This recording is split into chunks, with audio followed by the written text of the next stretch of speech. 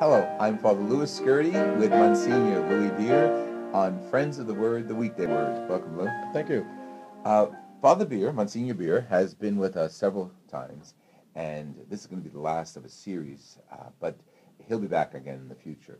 And this particular one is focusing on the ministry that Lou was involved with at Straight and Narrow, and the gospel choir and the pastoral ministry there has already been discussed. But this one brings the clients into the public, into the community for education's sake. And I thought I'd use the gospel that is in front of us. This is the Gospel of Mark, the commissioning of the apostles.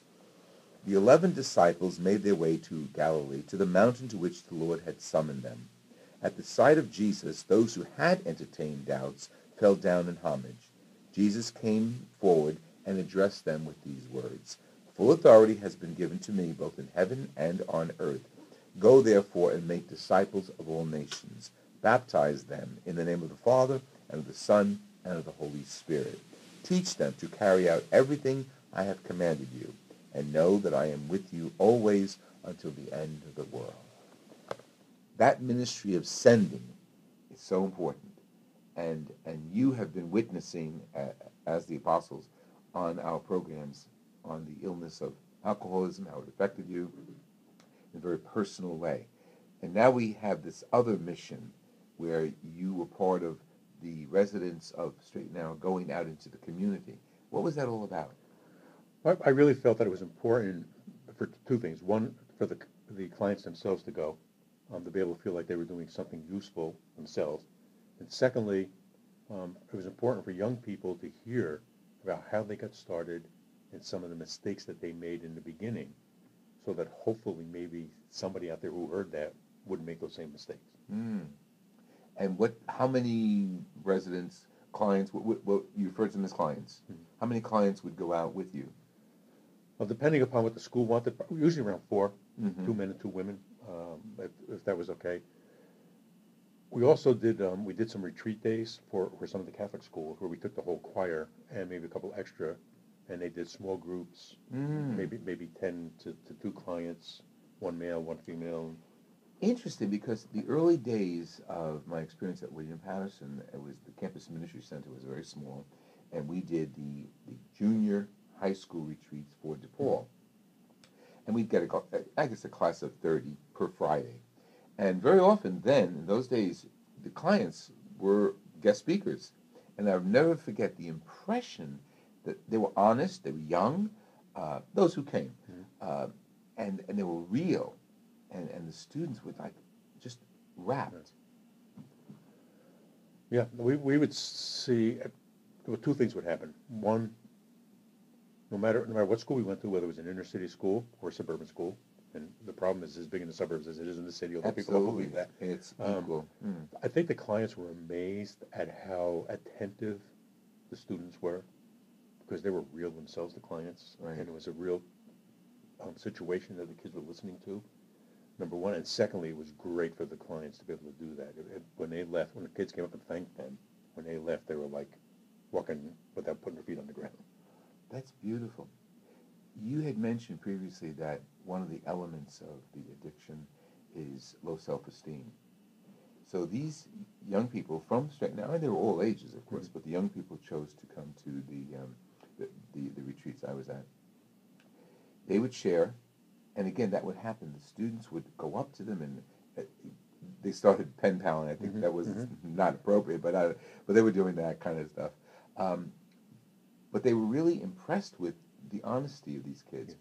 And like you said, they left, the clients left big, proud of who they were. And yet they came in, well, not necessarily that particular day, into your program with low self-esteem. Yes. So giving, and you receive.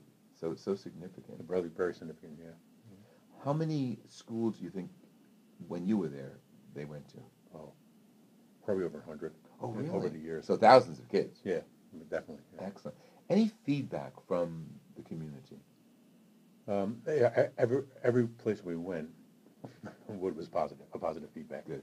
We had none where was anything negative actually came back. And we started doing high schools, seniors, juniors, eventually with freshmen. Absolutely. And then we got down to the middle schools. In the end, before I left 2 years ago, we were trying to get 7th and 8th grades because that's where it really was starting now. Mm-hmm. By the time you were getting junior year, it was way too late. Yeah, right, right. I mean, as far as an education, anyway. Kids have access to drugs and alcohol early on.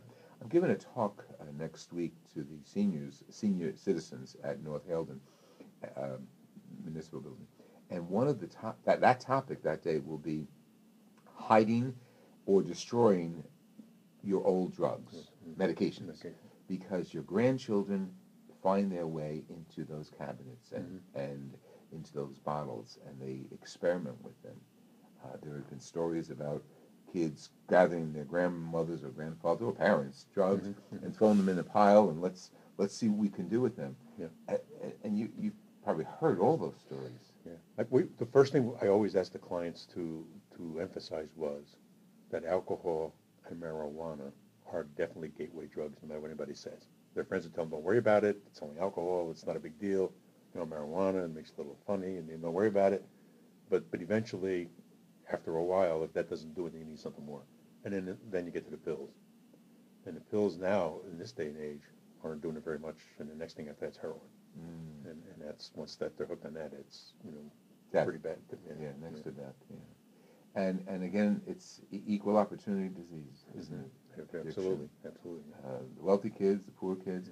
Regrettably, in our geographic area, this might happen in other places, kids from wealthy communities drive into the urban communities where they purchase, sometimes die, sometimes have an accident, or sometimes bring the drugs back to their communities. Yeah. When I started at Straight and Narrow, I would say that the population was probably 60-70% African American, 25% Anglo, 2%, 3% Latino.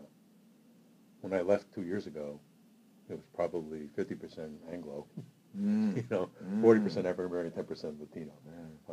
And most of the Anglo were kids from the suburban areas that would be able to get the drugs from the cities.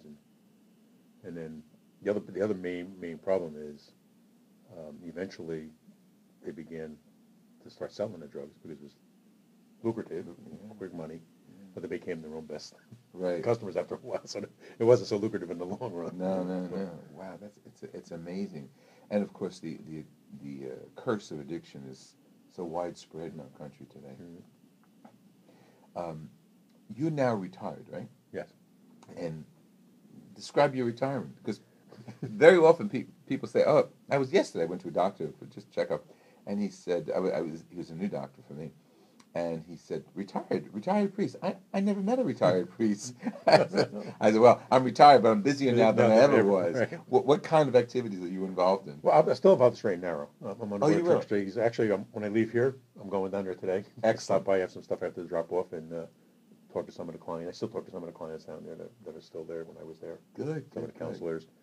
I like to help out a couple parishes on weekends. This past weekend, I didn't go to the bishop's dinner, so I was very popular in parishes. I got lots of requests to say masses for those guys that wanted to go, and I said, fine, I'll say the mass, you guys go. That's great. So you're getting around, and you're active. And I've had a chance to do some reading that I wasn't doing when I was really overly active.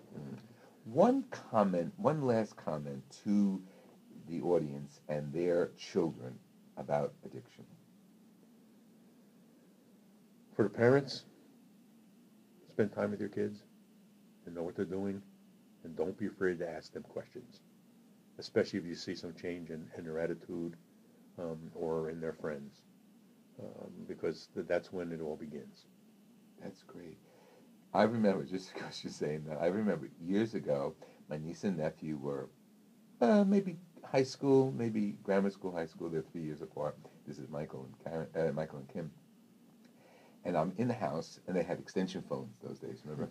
and my sister-in-law says, quiet. And she picks up the phone. Puts it down. I said, what are you doing? She said, I'm listening to their conversation. I said, really? She says, absolutely. I want to know what they're doing 24/7. And you know what? It was a little intrusive, but it was absolutely on target. And her daughters, Kim and Michael, do the same thing to their kids now. So know what they're doing 24/7. I don't care what their objection is, because That's right. if you love them, you need to know what they're doing. Thank you very much. This is Thank Louie you. and I sharing, sending S, straight and narrow, S&N, back into the community in order to prevent the growth of addiction in the world today. Thank you, Louie. This has been Thanks. wonderful. Appreciate it. Really Thank you. appreciate it. Thanks. Great.